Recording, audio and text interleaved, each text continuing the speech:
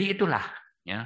Jadi antara puasa dan haji ini sebenarnya dua-duanya dalam rangka merayakan agungnya turunnya Al-Quran. Cuman turunnya Al-Quran dengan puasa, akhir Quran dengan haji. Awal puasa di sini ada Lailatul Qadar. Iya dah. Kalau di sini apa istilahnya di haji mah wah melebihi dari Lailatul Qadar. Jadi bahkan ada keterangan hadis gini ya kalau di haji ini. Ada hadis bunyinya begini matannya. Ma min yaumin ahwanu ala syaitan illa yaumu Arafah. Tidak ada hari yang paling hina bagi iblis kecuali hari Arafah. Kenapa?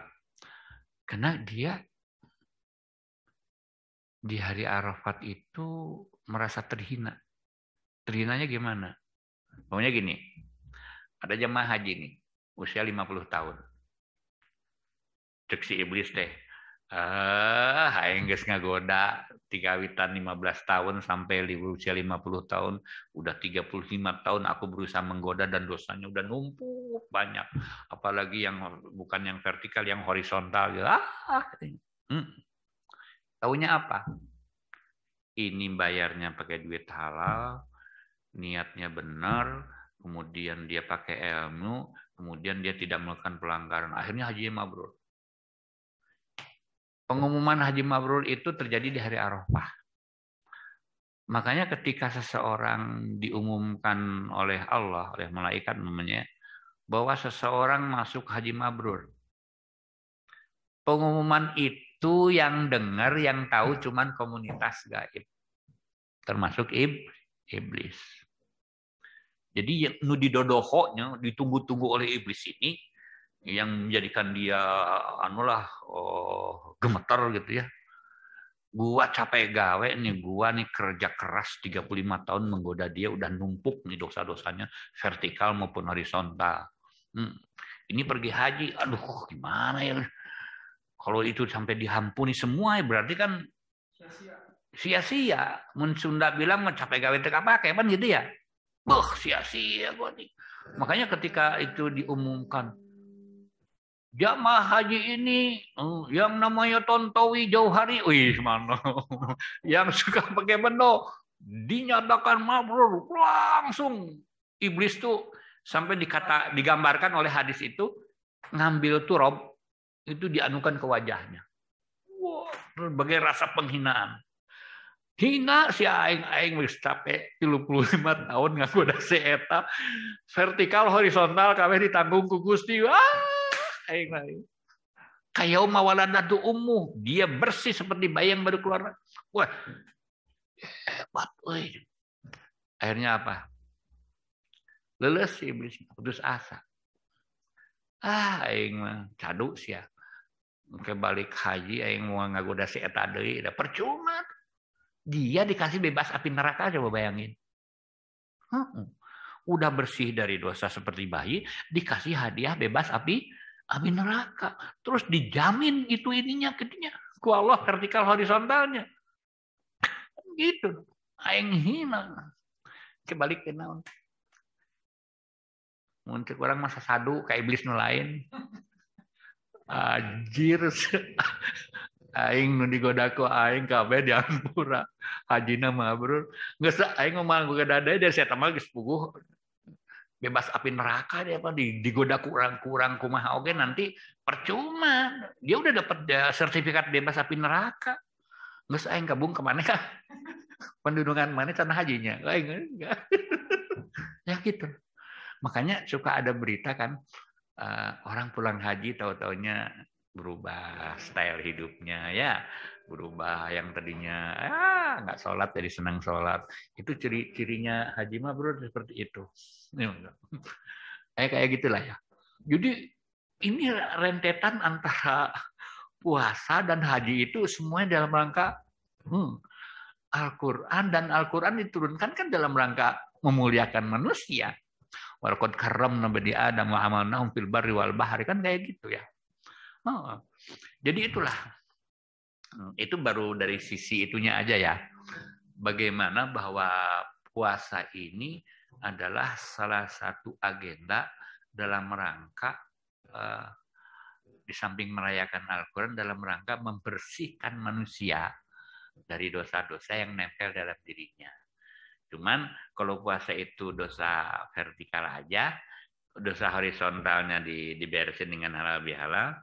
Kalau haji mah menutup ayat Quran tadi al yauma akmaltu itu mah dirayakeun oge takbirna ge lain saputing 4 puting mah. Oh. Bagi-bagina lain beas eta mah daging bagi-bagina. Oh eta mah nya. Oh eta mah leuwih hebat deui banyak. Hadiahna lain ukur dosa vertikal. Vertikal horizontal diberesan ku Gusti. Bukan hanya sekedar fitrah kembali kepada fitrah, iya mah seperti bayi yang baru keluar dari perut ibunya. Jadi itu tiap tahun Allah Subhanahu wa taala menjalankan kita puasa, mewajibkan kita puasa. Ayo haji kan seumur hidup sekali nya. Kayak mawaladatumu cukuplah sekali namanya. Bebas api neraka kan cukup sekali ya. Namun haji mabrur. Nah, tapi lamun haji menang balik manya wayah nawe haji deui gitu tah. Balik haji teh mabrur. Aduh, cilaka. Nah, itu baru dari segi ampunan aja ya. Ternyata Allah Subhanahu wa taala ini ya, itu baru bagian sebagian kecil dari rentetan agenda ampunan. Karena garis besarnya luar biasa Allah Subhanahu wa taala ini. Jadi memang menurut saya ya, pengamatan saya, di saat Allah Subhanahu wa taala menciptakan manusia, ya enggak? Itu memang kan dari awalnya Tuhan tuh ingin punya makhluk yang paling mulia dari semua makhluk yang ada. Walaqad karramna bani Adam wa hamalnahum fil barri wal bahri. Bayangkan ya, semua makhluk yang ada, yang paling mulia sekalipun malaikat yang lebih senior, kabeh kudu hormat ke Adam, coba bayangkan. What happened? Ada apa? Iblis wakana minal jin, bahkan dia termasuk gegedugnya malaikat oge, nupang solehna lah gitunya waktu itu.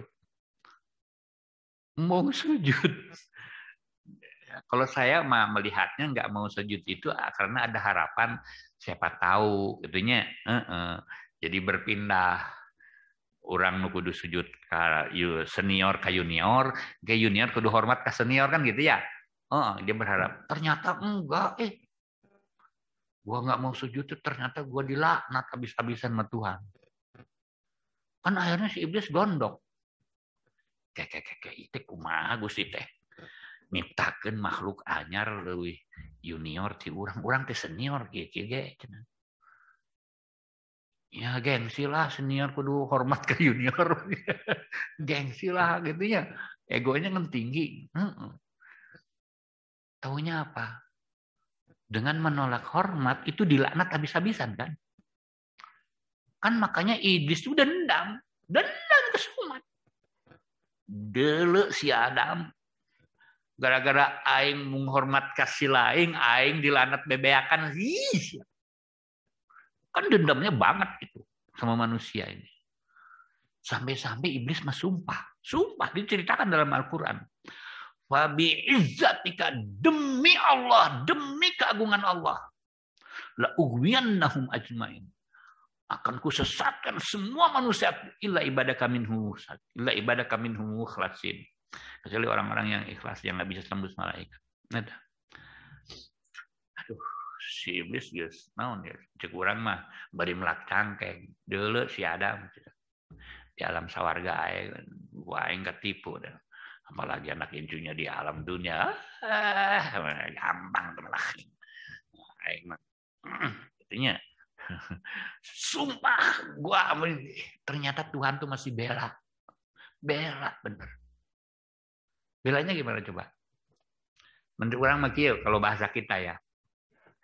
Iblis tong make sumpah-sumpah segala lah begitu wae sumpahnya. Kira kan begitu wae sumpah. Kok bi izzat dikalawian. Alah. Sehebat kamu menggoda manusia sehingga manusia banyak berbuat dosa karena godaan kamu, jangan takut manusia. Diupahan ke Gusti mah. Tong sieun. Selagi kamu mau minta ampun pada aku, semua dosaku ampuni dan iblis nggak ada apa-apanya. Capek gawe teh kawake. Anu tadi nunggu melak sangkeng deuleuh deui iblis. Lulus iblis. Sehebat itu kah Tuhan membela manusia? Aduh, kurang. Makanya, baiklah aing mah geus sakitunya. Kan tanda kutipnya kalau taubat, orang dengan nuntut taubat lah bisa digusur. Di pulungan ya, dikoreh-koreh di pulungan ya, dikumpulin orang-orang yang nggak taubat itu ya di pulungan gitu ya. Tapi apa coba Tuhan? Saking belanya sama manusia. Manusia begitu diciptakan kan uskun anta wa zaujuka jannah. Silahkan jalani awal kehidupan di surga. Nggak. Jadi kalau saya punya feeling manusia ini sebenarnya begitu diciptakan langsung disuruh menjalani kehidupan di surga, berarti kita semuanya adalah makhluk surga sebenarnya tuh. Ada orang lain makhluk Garut sih. Aing keturunan Alisa warga gitu.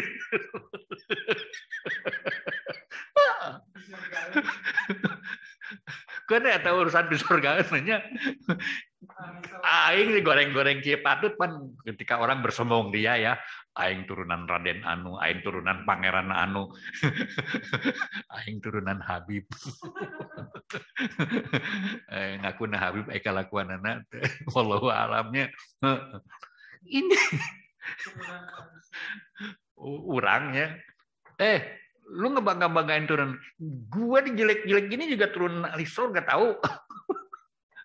Udah sana aja lama turunan ahli nerakanya sana ya dan belum pernah ada yang masuk neraka manusia turun ahli surga.